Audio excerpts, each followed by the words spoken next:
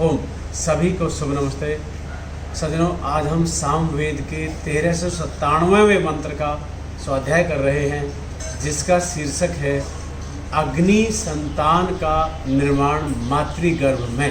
अर्थात जो श्रेष्ठ संतान होगी, जिसका मस्तिष्क विवेकशील होगा, जो मेधा और ऋतंभरा से अलंकृत रहे, ऐसी संतान जो योद्धा भी बने, उस संतान का निर्माण माता अपने गर्भ में अपने सुसंस्कारों से, अच्छी लोरियों से, अच्छे खान पान अर्थात सात्विक आहार से, संयमित जीवन से कर सकती है।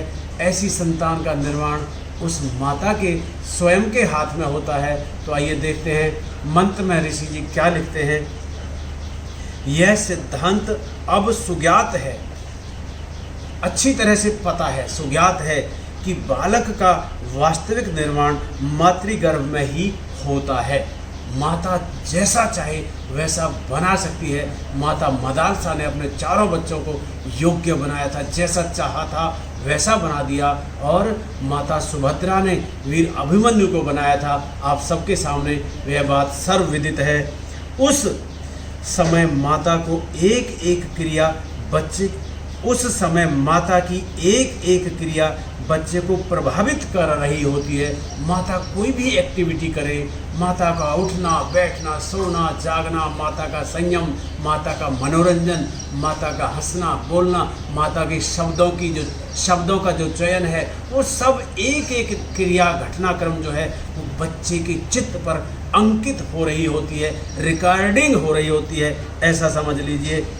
दिवा स्वप्नत्यः स्वपशीलः इत्यादि ब्राह्मण ग्रंथों के वाक्य इस सिद्धांत को पुष्ट कर रहे हैं।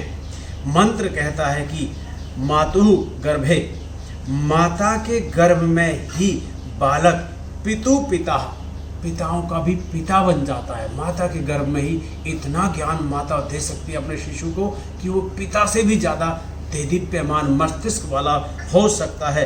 पिता का पिता अर्थात ऊंचे से ऊंचा ज्ञानी बन सकता है, यदि माता स्वयं उसको ऐसा बनाना चाहे। चाहे वो गर्भस्थ शिशु बेटा हो, चाहे वो बेटी हो।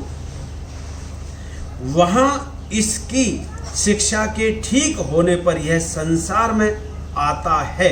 कैसा बनकर? प्रश्न चिन्ह लगा हुआ है। नंबर 1, अक्षरे विदिद्युतान, अक्षरों में विशेष रूप से देदीप्यमान अर्थात अनक्षर नहीं, अनपढ़ रह करके वो इस जगत में नहीं जिएगा। जब माता ने उसे अच्छे संस्कार गर्भ में दिए हैं तो निश्चित रूप से वो साक्षर होगा। विद्वान तथा नंबर 2, ऋतस्य योनिम आसीदन, ऋत के स्थान में निवास करता हुआ, अच्छे श्रेष्ठ स्थान में निवास करता हुआ। इस कथन से स्पष्ट है कि माता चाहे तो बालक को ऊंचे से ऊंचा ज्ञानी तथा संयमी बना सकती है। लेकिन कब बना पाएगी? जब माता स्वयं संयम में रहेगी, संयम पूर्ण जीवन आचरण में रहेगी और संयम पूर्ण है भोजन साधन करेगी। अर्थात वह जिह्वा के वशीभूत होकर के नहीं, क्योंकि माता को स्वयं सोचना होगा कि वह इस समय सामान्य कोई काम नहीं कर रही, बहुत बड़ा निर्माण कर रही है, एक दूसरे जीवन को जन्म दे रही है। तो संस्कृत साहित्य में ज्ञानी को पिता कहते हैं। यह बालक ज्ञानियों का भी ज्ञानी बनने से पितु पिता कहा गया है। ऋत का अभिप्राय ठीक स्थान पर तथा ठीक समय पर है। माता चाहे तो बालक को इस प्रकार बड़ा मर्यादामय जीवन वाला बना सकती है, जिसकी जीवन इतना मर्यादित हो, इतना सिद्धांतों वाला हो, ऐसा बच्चे को माँ बना सकती है। एवं ज्ञानी और संयमी पुरुष का निर्माण तो मातृगर्भ में ही होता है। माँ जैसा चाहे उसको ज्ञानी बना सकती है, संयमी बना सकती है। जिस प्रकार दो अरणियों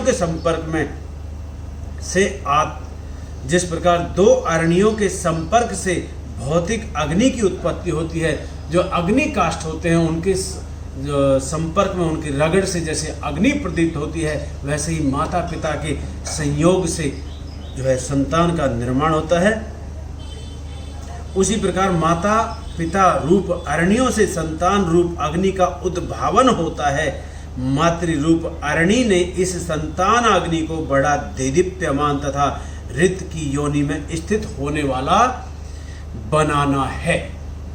मंत्र का भावार्थ है, माताएं चाहें तो बच्चों को ऊंचे से ऊंचा ज्ञानी व संयमी बना सकती हैं। माता यदि स्वयं पे संयम, स्वयं के व्यवहार में संयम रखेंगी, स्वयं के खान पान में संयम रखेंगी, स्वयं के मनोरंजन में संयम रखेंगी, स्वयं के उठने सोने और जगने में संयम रखेंगी, तो निश्चित रूप से माता जैसा चाहेगी वैसा अपनी संतान का निर्माण स्वगर्भ में ही कर सकती हैं। और इससे बड़ा कोई निर्माण का कोई विद्यालय और कोई पाठशाला या कोई विश्वविद्यालय हो नहीं सकता। वहाँ जाकर तो उस बच्चे में बाहर के संस्कार आएंगे, माँ जैसे चाहेगी वैसे संस्कार दे सकती है। मंत्र का भावार्थ है, माताएं चाहें तो बच्चों को ऊंचे से ऊंचा ज्ञानी व संयमी बना सकती हैं। आप सभी ने इस वीडियो को ध्यानपूर्वक सुना, सभी को शुभ नमस्ते, धन्यवाद।